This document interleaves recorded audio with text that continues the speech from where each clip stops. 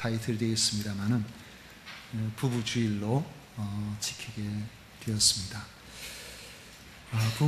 부부주일 참, 부부 사랑 참 중요한 날이죠. 오늘 우리가 함께 읽은 말씀을 가지고 복종과 헌신으로 표현되는 부부 사랑이라는 제목으로 하나님께서 허락하신 가정의 기초인 부부에 대해서 같이 함께 나누고자 합니다. 지난 21일은 부부의 날이었습니다. 1995년 5월 21일 경남 마산 창원 지역에서 권재도 목사님이란 그 부부께서 주창한 사회운동으로서 2007년도에 법정 기념일로 제정이 되어서 5월 21일은 모두가 부부의 날로 그렇게 지킵니다. 왜 5월 21일을 했느냐 그러니까 둘이 하나가 된 날이다. 21일이니까요. 그래서 21일을 정했답니다. 창세기 2장 24절에 보면 이러므로 남자가 부모를 떠나 그의 아내와 합하여 둘이 한 몸을 이룰지로다. 창세기에 있는 이 말씀처럼 둘이 하나가 된 그날 매우 성경적 의미가 있는 날로 그렇게 생각됩니다. 기사에 보면 창원시 도계체육공원에서 있었던 제20회 부부의 날 기념식에서 권재도 목사님이 하나님은 혼자 외롭게 살지 말고 함께 어울려 행복하게 살라고 부부를 만드셨다면서 행복하기를 원한다면 부부생활 10계명을 지키고, 여러분 부부생활 10계명 많이 들어보셨나요? 또 아내나 남편한테 사랑한다는 말로 항복하면 됩니다. 그렇게 이야기했다 그래요. 사랑한다는 말로 항복하라. 부부의 행복이 왜 중요할까요? 좋은 부부는 하나님이 만드신 세상을 하나님의 뜻대로 섬겨나가는 가장 중요한 기초이기 때문에 그렇습니다. 행복한 부부라는 것은 결혼해서 그 자체로 행복하게 산다는 것이 의미가 있습니다. 이것저것 다 떠나서 혼자 사는 것이 좋지 못하기 때문에 결혼해서 함께 살라고 하나님께서 말씀하셨고, 돕는 배필로서 서로 도와가면서 행복하게 사는 것이 하나님께서 기뻐하신 우리 가정을 이루는 중요한 목적이죠. 거기에서 더 나아간다면 이런 행복한 부부가 자녀를 낳아서 잘 양육해 나갈 수가 있습니다. 불화한 가정에는 자녀 양육에 많은 어려움이 있죠. 아이들이 상처를 받는다든지 그렇게 할 수 있습니다. 행복한 부부가 마음을 모아서 노년의 부모님을 잘 복양해 드릴 수 있습니다. 부부가 서로 마음이 안 맞는데 어떻게 연세 드신 양가의 부모님의 관심을 이렇게 많이 가져서 잘 해드릴 수가 있겠습니까? 부부 사이가 좋으면 그만큼 그들이 머무는 사회를 행복하게 할 수 있는 여력이 생기기 때문에 그렇습니다. 화목한 가정은 건강한 사회의 기초죠. 이 행복한 부부로 산다는 것은 화목한 가정의 기초가 됩니다. 그러므로 행복한 부부관계는 화목한 가정, 건강한 사회를 세워나가는 데 필수적이고, 또 행복한 사회를 만드시려는 하나님의 뜻임을 우리는 알아야 합니다. 이를 위해서 거기서 제시한 부부생활 10계명 아마 여러분들 들어보셨을 겁니다. 요즘은 SNS로 이런 좋은 거 있으면 다 많은 사람들에게 알리니까요. 거기 보면 이런 내용이 나옵니다. 두 사람이 동시에 화내지 마세요. 한 사람 화내면 같이 확 내버리면 그 다음에는 아주 심각한 문제가 발생합니다. 집에 불이 났을 때 이 외에는 고함을 지르지 마세요. 사람이 누가 고함 지르면 같이 성나잖아요. 별일 아닌데도 목소리가 높으면 그렇죠. 눈이 있어도 흠을 보지 말며 입이 있어도 실수를 말하지 마세요. 저는 이거 못하겠습니다. 정말 어려울 것 같아요. 아내나 남편을 다른 사람과 비교하지 마세요. 비교하면 큰일 납니다. 아픈 곳을 끌지 마세요. 약점을 자꾸 건드리지 말라는 거죠. 처음 사랑을 잊지 마세요. 분을 품고 침상에 들지 마세요. 그날 일이 그날 풀어야 되지, 그 다음날 막 계속 이어지면 이게 심각한 문제로 발전할 수 있습니다. 결코 단념하지 마세요. 또 숨기지 마세요. 서로의 잘못을 감싸주고 사랑으로 부족함을 채워주도록 노력하세요. 그렇게 10가지 계명을, 부부 계명을 정해놓고 지켜보라고 합니다. 이것이 어떻게 가능하겠습니까? 이 권재도 목사님은 사랑한다는 말로 항복하면 된다, 이렇게 말했어요. 저는 볼 때에 바로 그 말에 답이 있다라고 생각합니다. 항복이란 말은 힘에 눌려서 상대방에게 굴복하는 것입니다. 그런데 부부는 사랑의 힘에 눌려서 서로에게 항복하라는 것이죠. 사랑의 힘에 눌려서 서로에게 항복하면은 못 지킬 것도 없다는 겁니다.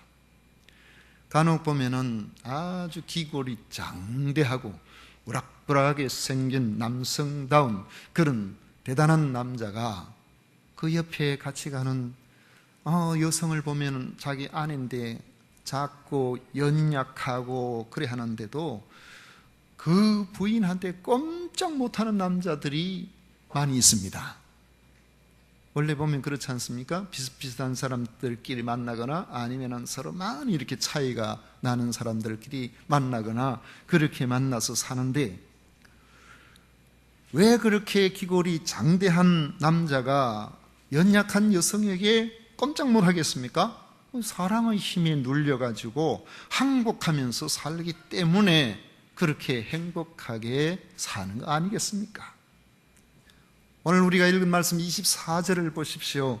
그러므로 교회가 그리스도에게 하듯 아내들도 범사에 자기 남편에게 복종할지니라 했습니다. 아내들에게 범사에 자기 남편에게 복종하라는 것입니다. 복종이라는 것은 자신의 의사와 상관없이, 자신의 의사와는 전혀 관계없이 명령에 따르는 것을 말합니다. 우리가 각각 자기 의사 결정권을 가지고 스스로 그렇게 뭔가를 생각하고 살아가는 그런 사람입니다. 그런 사람의 입장에서 보면은 복종이란 말은 결코 좋은 뜻으로 받아들이기가 어렵습니다. 그런데 왜 복종하라고 합니까? 또 왜 복종하라고 한다고 해서 우리가 그 말을 따라서 복종하면서 살아가야 되겠습니까? 그것은 바로 사랑 때문입니다. 25절 말씀을 보십시오. 남편들아 아내 사랑하기를 그리스도께서 교회를 사랑하시고 그 교회를 위하여 자신을 주심같이 하라 했습니다. 바울 사도는 부부관계를 교회와 그리스도의 관계로 비유합니다. 그 중심에는 사랑이 있습니다. 질서에서 보면은 순서를 이렇게 따라서 그리스도께서 먼저 교회를 사랑하셨습니다. 교회가 뭡니까? 교회는 예수님을 믿고 예수님의 가르침을 따라 살기로 결심한 성도들의 모임 교회잖아요. 그렇다면은 그리스도께서 교회를 사랑하셨다라고 말한다면은 이 말씀은 우리가 다르게, 우리가 단순하게 와닿은 말로 이야기를 한다면은 그리스도께서 나를 사랑하셨다, 성도인 나를 사랑하셨다는 거죠. 그리스도께서 나를 사랑하신 증거가 뭐냐? 그 사랑의 증거는 자신의 몸을 나를 위해서 십자가에 내주시기까지 자기 생명을 바쳐서 나를 사랑해 주신 겁니다. 그 사랑을 받은 나는 감격하고 감사하여 그리스도의 말씀에 그대로 복종하게 되는 것입니다. 성도의 복종은 자신을 사랑해 주신 그리스도를 사랑하기 때문에 그런 것입니다. 행복한 부부 관계가 바로 그러해야 한다는 겁니다. 어떤 사람, 목사님 그러면은요, 저는 이 말씀하고 별로 상관없어요. 왜요? 우리는 부부가 서로 사랑 안 하거든요. 이렇게 이야기하면은 제가 할 말이 없습니다. 우리는 부부지만은 서로 사랑하지 않기 때문에 복종할 이유도 없고 남편은 아내에게 자신을 희생할 이유도 없다고 항변할 수도 있을 것입니다. 그러나 우리가 조금만 물러나서 한번 생각해 보십시오. 사랑하지 않았는데 결혼했습니까? 사랑하지 않았는데 어쩌다가 길 가다 만나서 그냥 우리 살자 그렇게 해서 살게 되었습니까? 그것이 아니잖아요. 아주 재벌가나 무슨 특별히 집안 좋은 그런 명문가의 혼사에는 한 사람과 한 사람의 사랑과 관계없이 중간에서 다리를 놔주는 사람이 있어가지고 그렇게 정략적으로 결혼하는 경우가 우리나라에도 굉장히 많다는 이야기를 제가 들었습니다. 사랑도 하지 않아서 결혼했다면 아마 여러분들은 재벌집 딸이기나 명문가의 아들이 틀림없습니다. 그래서 그렇다면 근데 제가 볼 때는 여러분들 가운데서 그렇지 않은 것 같아요. 다 사랑해서 결혼을 한 겁니다. 사랑해서 결혼했기 때문에 신랑 아무개 군은 신부 아무개 양을 아내로 맞아 어떠한 경우에도 항상 사랑하고 존중하며 진실한 남편으로서 혹은 아내로서 도리를 다하며 행복한 가정을 이룰 것을 맹세합니까? 그래 하니까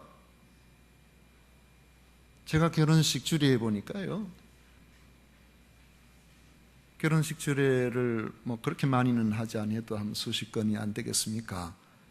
결혼식 하기 전에 신랑 신부를 불러다가 결혼 서약할 때 신랑은 어쨌든 그 시간에 서약을 하거든 큰 소리로 오른손을 바짝 들면서 예! 라고 그렇게 대답하라고 제가 가르칩니다.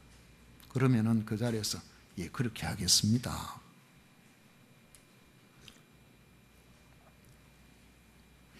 그 결혼식 때 가지고 물어봅니다. 사랑하겠습니까? 하면은요, 제가 왜 그렇게 큰 소리를 하라 그러냐면은 크게 하면은 결혼식장 교회는 좀 낫습니다만 저 뒤쪽에는 듣지도 안 하고 부조만 하고 시끄럽게 떠드는 사람들이 그 웅성웅성 하잖아요. 그 뒤에 있는 사람이 큰 소리를 팍 하니까 이게 뭔 소리인가 싶어가지고 궁금해서 안으로 좀 들어올 거 아니에요.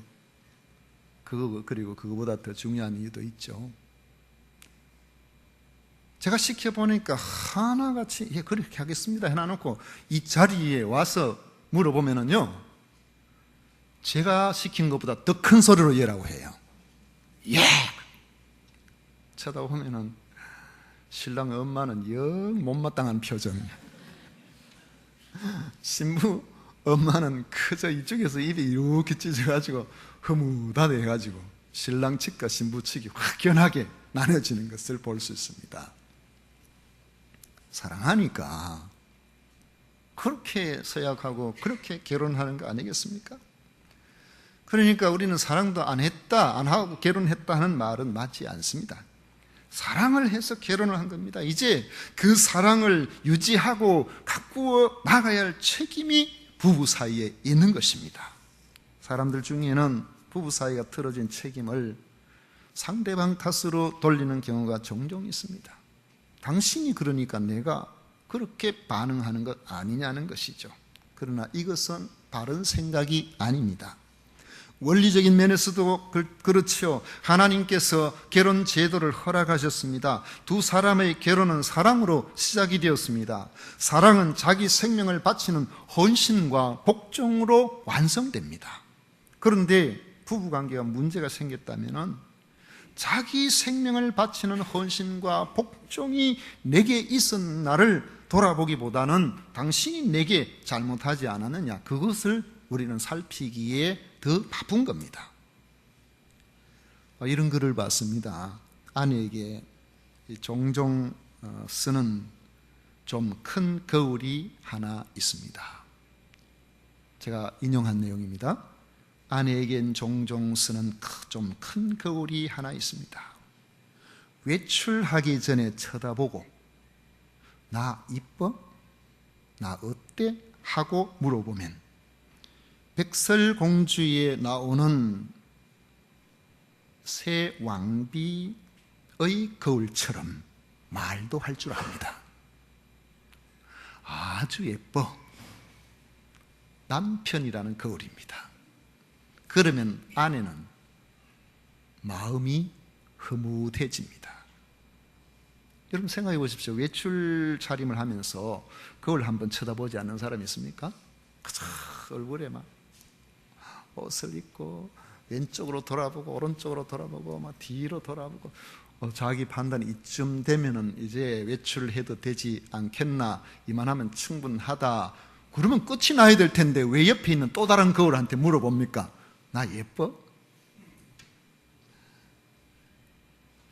그거는요, 그 남편이라는 거울에게 물어보는 것은 이런 뜻이죠. 거울아, 거울아, 너는 이 세상에서 누가 가장 예쁘니? 하는 거예요. 만약에 성의 없는 그런 대답을 하면은 그날 종일 구름이 끼는 날, 상당히 문제가 발생을 할 수가 있죠. 부부는 서로를 보는 거울이라는 말도 있습니다. 상대방이 찡그리고 있다면 나도 찡그리고 있다는 뜻이고, 상대방이 웃고 있다면 나도 웃고 있다는 뜻이랍니다. 내가 웃으려면 상대방도 웃게 해줘야 하고, 내가 기쁘려면 상대방을 먼저 기쁘게 해주어야 한다는 뜻이랍니다. 연예인 커플 중에 차인표 신에라 씨, 그들의 삶은 많은 사람들의 귀감이 되고 있습니다. 그들이 그리스도인 부부라서 좋은 이야기가 들려올 때마다 우리는 흐뭇해야 합니다. 앞으로도 행복하게 잘 살아서 하나님을 영화롭게 해드리고 그들의 삶을 통해서 우리도 기쁘게 해주면 참 좋겠다는 생각이 듭니다. 어떻게 해서 그들 부부가 그렇게 하나님 앞에서 행복한 삶을 살아가면서 선한 일들에 힘쓰면서 많은 사람들에게 유익을 끼치는 그런 삶을 살아갈까? 그들의 결혼 서약문 중에서 특히 그 신부였던 신에라 씨의 결혼 서약문을 읽어보니까 거기에 그 해답이 있는 것 같았습니다. 거기 보니까 이런 내용이 나와요. 이제 당신의 아픔과 외로움은 모두 나의 몫이며 나의 기쁨과 행복은 모두 당신의 몫입니다. 이런 자세로 산다면은 이 목석이 아닌다면은 얼마나 그 마음이 그 속에 감동이 될까요? 사람들 중에는 멋진 남자, 예쁜 여자를 만나서 결혼을 하면은 행복할 것이라고 생각하는 이들도 있습니다만은 이는 살아보면은 별로 그다지 맞지 않은 이야기입니다. 일부만 맞다고 볼 수 있죠. 또 육체로서 잘나고 우리가 예쁜 것은 우리가 다 예쁘기를 원하지만은 세월 속에서 낙엽처럼 빛을 잃을 때가 반드시 오게 됩니다. 제가 어느 날 그 토크쇼 하는 방송에 나오는 탤런트들, 연예인들 있죠. 영화에도 나오고 무슨 드라마에도 나오고 하는 이런 사람들이 무슨 이야기하는 것을 이렇게 한번 볼 일이 있어서 보다가 제가 눈에 깜짝 놀랐어요. 그날 생각에 저런 사람들 제 눈에 보니까 60 넘은 그분들이 너무나 앞집 뒷집에서 보는 사람 같은 평범한 모습으로 보이는 거예요. 그런데 자기들 이야기를 들어보면은 여고 시절에 혹은 20대 시절에 그들의 모습이 얼마나 대단했는지 수백 명 모이는 학교에서 자기가 제일 예뻤다 그래요. 지나가는 사람들이, 남학생들이 쳐다보고 거기에 눈길을 못 떼가 이렇게 쳐다보다가 뒤통수 전봇대에 박은 사람이 많다는 거예요. 실제로 그들 사람들의 젊은 시절의 모습을 보면은 참 예쁜 사람이구나, 아름다운 사람이구나. 그렇게 아름다운 사람이 60 넘어가니까 지금 제 눈에는 우리 교회 집사님, 권사님들이 그런 분보다 훨씬 더 예뻐요. 저는 그분들이 그렇게 예쁘게 안 보이더라고요. 오늘 우리 앞에 있는 우리 식구들이 제 눈에는 훨씬 더 좋습니다. 훨씬 더 좋아요. 나이 들면서 품위 있게 좋아 보인다는 것은 우리가 잘 살아왔다는 것을 말해주는 것입니다. 오늘 말씀처럼 성도는 행복한 부부관계를 가꾸어 나가야 될 그런 의무가 있습니다. 그 행복을 누려야 할 권리가 있습니다. 그 행복을 세상에 나누어 줄 책임이 우리에게 있는 것입니다. 행복한 부부가 되기 위해서 주님이 보여주신 그러한 본처럼 우리가 사랑에 서로 매여야 하는 것입니다. 주님이 우리를 사랑하셔서 생명을 바쳐주셨기 때문에 그 사랑이 고마워서 우리도 주님을 사랑하여서 우리의 생명을 바쳐서 주님께 복종하죠. 그것과 마찬가지로 부부는 서로 복종하고 헌신해야 된다는 것을 말씀하고 있습니다. 이것을 위해서 우리가 결혼을 함으로 한 몸이 되었다는 사실을 우리는 늘 기억해야 합니다. 31절에 보면 바울은 그러므로 사람이 부모를 떠나 그의 아내와 합하여 그 둘이 한 육체가 될지니 창세기에 있는 말씀을 인용하고 있는데, 우리 예수님께서도 마태복음 19장 6절에 보면은 그 말씀 인용해서 말씀합니다. 그런즉 이제 둘이 아니요 한 몸이니, 그러면서 주님이 하신 말씀이 그러므로 하나님이 짝지어 주신 것을 사람이 나누지 못할지니라 했습니다. 부부는 하나님께서 우리에게 마치 떨어지지 않은 접착제로 한쪽 발을 붙여버린 사람처럼 그렇게 우리가 생각하고 살아가야 된다는 것이죠. 우리 야유회 해보면은 야유회 때 그 전에 그 2인 3각 달리기 대회를 우리 해봤잖아요. 그 야유회 때 이제 한쪽 발씩 묶어가지고 그렇게 걷도록 그렇게 하면은 어떤 사람들은 금방 그냥 익숙해져가지고 한 바퀴 잘 돌아오는 사람이 있고, 어떤 사람은 시작하자마자 엎어지고 자빠지고 막 그런 사람이 있어요. 서로 걸려가지고. 여러분 어떻게 하면 잘 걸을 수 있습니까? 두 사람이 호흡을 맞춰야 됩니다.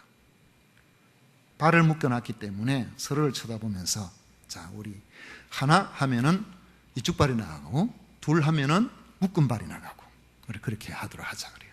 그래가지고 자, 시작. 하나, 둘, 하나, 둘. 이렇게 해주고 하나, 둘, 하나, 둘. 제법 괜찮거든요. 그러면은 아이고 잘 되네. 우리 좀 빨리 하자. 하나, 둘, 하나, 둘. 그럼 나중에는 막 뛰는 거예요. 그건 욕심부리다 넘어지기도 하고. 두 사람이 서로를 마주보면 서로에게 대화를 하고 서로 상의하고 의논해서 호흡을 맞추고 보조를 맞추는 이러한 일들을 하면서 그렇게 넘어지지 않고 걸어갈 수가 있는 것입니다. 그런데 살다 보면은, 가다 보면은 욕심이 생겨가지고 또 한 사람은 크고 한 사람은 작고 한 사람은 힘이 있고 한 사람은 그렇지 못하고 이렇게 해서 좀 무리하게 하다 보면은 넘어지기도 해요. 넘어지면 어떻게 합니까? 아니 그것도 못 맞춰가지고 말이지. 여러분 그래 하십니까? 그렇게 하지 않고 기다려줍니다. 손을 내밀어서 붙잡고 이렇게 세워줍니다. 자, 우리 다시 해보자. 그래야 다시 또 하나 둘 그렇게 하는 거죠. 만약에 그렇게 하지 아니하고 넘어졌다고 해서 당신 때문에 말이지 우리 꼴찌하게 됐다고, 당신이 제대로 못해서 그렇다고 그렇게 이야기를 하면, 옆에 한 사람 뭐라 하면 당신 너무 빨리 가서 그렇지 않느냐고 그렇게 하면, 에이 모르겠다, 우리 이거 풀자,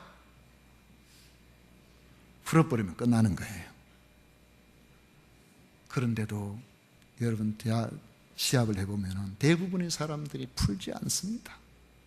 그냥 묶은 채로, 그 묶인 채로 꼴찌를 하더라도 그 자리에서 다시 이렇게 세워서 서로 다시 마음을 모아서 또 하나 둘 하면서 골인 지점까지 들어가는 것을 볼 수 있습니다. 부부는 하나님이 짝지어 주신 사이입니다.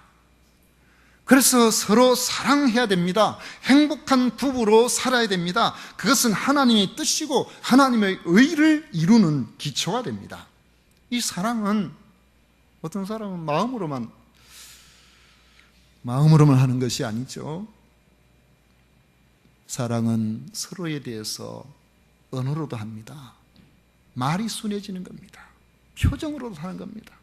어지간한 실수 있어도 그 봐라, 내가 그럴 줄 알았다 얘기 아니고, 아이고 그래서 어떻게 하냐고, 어디 다치지는 않았냐고, 괜찮으냐고, 말 한마디도 큰 소리를 안 하고 상대방의 편에 서서 그렇게 해주죠. 그리고 서로 복종해야 됩니다. 내 몸처럼 헌신해야 됩니다. 그리하면은 세월이 갈수록 서로에게 소중하고 행복한 부부가 되는 것입니다.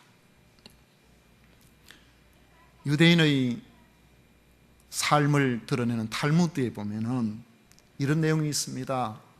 세상 무엇과도 바꿀 수 없는 것, 그것은 젊었을 때 결혼하여 살아온 늙은 마누라.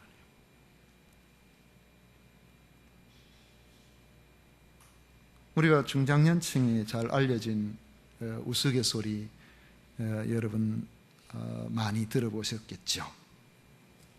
늙은 여성에게 필요한, 나이 들어서 말이죠, 늙은 여성에게 필요한 5가지가 있는데 5가지 뭐냐 그래요? 첫째로 돈, 두 번째로 딸, 아들만 있는 분은,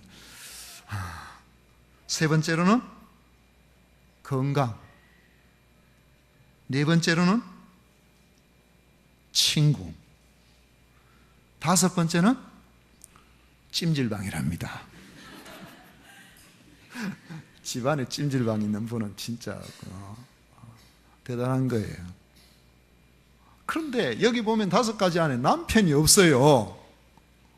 남편이 없다니까. 그런데 늙어서 남성에게 필요한 5가지 여러분 다 알잖아요. 첫째, 아내. 두 번째, 마누라. 세 번째, 애들 엄마. 네 번째, 집사람. 5번째, 와이프. 참, 동의하는 사람 행복할지어다. 평생 직장생활만 해온 남편이 은퇴를 하게 되면은 갈 곳이 없어서 집에만 틀어박혀 맨날 자기 부인 치마꼬리만 잡고 있으니까 천덕꾸러기가 된 그런 이 세대를 풍자한 그런 유머입니다. 근데 이거 조사해 보니까 실제로 그렇대요. 유머만 그런 것이 아니라 해외에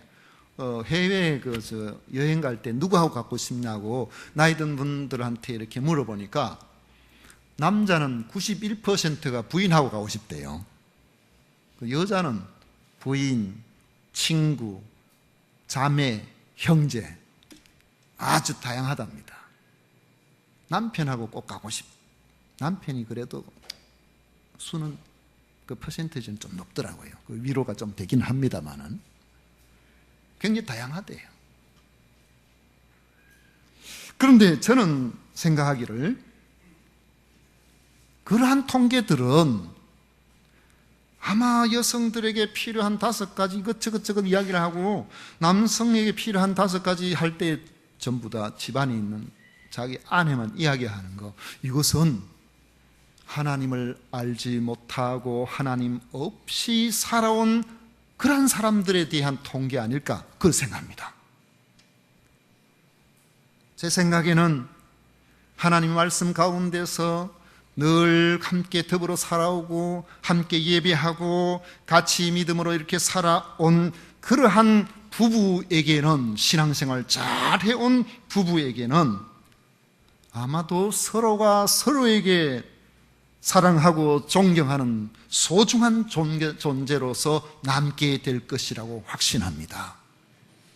이런 사람에게 아마 부인에게 물어보면, 나이 든 부인에게 물어보면은 무엇이 나이 들어서 가장 소중한 것이 무엇입니까? 이렇게 물어보면은 아마 이렇게 이야기할 거예요. 첫째 신랑, 두 번째 남편, 세 번째 애들 아빠, 네 번째 우리 서방님, 다섯 번째 우리 바깥 양반.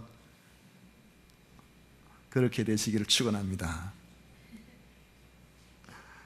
행복하고 아름다운 부부로, 마치 주님께서 우리를 사랑하셨고 그래서 생명을 바쳐주셨기 때문에 우리는 주님을 사랑해서 주님이 뭐라고 말씀하시든 복종하는 우리의 사랑의 표현처럼 부부간에 서로 사랑 때문에 복종하고 서로 사랑 때문에 헌신하는, 이런 서로 애틋하게 여기며 살아 나아가시고 애틋하게 나이가 들어가시는 모든 부부가 되시기를 축원합니다. 기도하겠습니다.